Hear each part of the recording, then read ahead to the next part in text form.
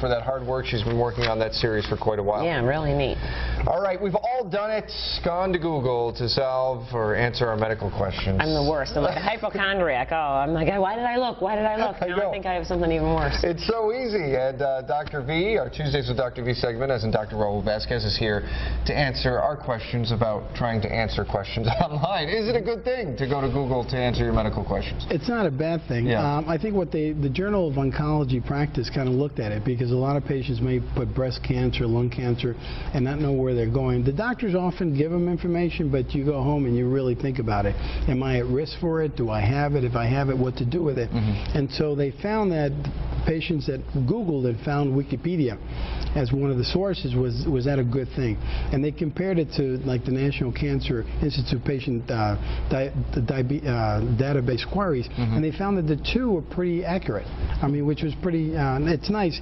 And I think patients need to be engaged in that process in order to know, because your physician as a primary care, we do know about cancer, but not as much as we need to know in every area because it's constantly changing.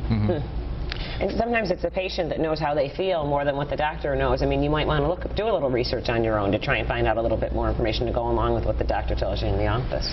Yeah, and you know, with breast cancer now, there is a lot of different staging with DNA testing where it may run in families where you need more aggressive treatment. I mean, so there's a lot of things that the patient can be part of looking for this information, which is quite important.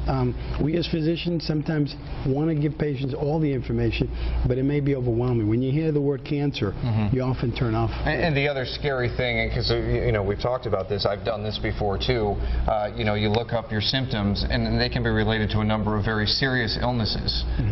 So you have to be careful with what you're really looking at. Yeah, always talk to your doctor, but I think once you have something of a diagnosis, it's a nice source to kind of look at.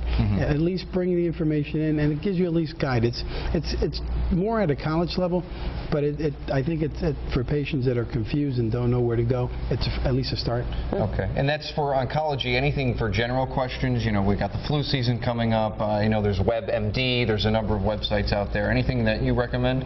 Well, those WebMDs are actually better than Wikipedia, but they were just looking at the cancer portion on the top 10 cancer diagnoses. Breast, colon, prostate, and those things were about 98% accurate. It's funny because Wikipedia started out as it's a public entity. It wasn't like an Encarta, which was dollars by companies, and I think people would really try to make this work.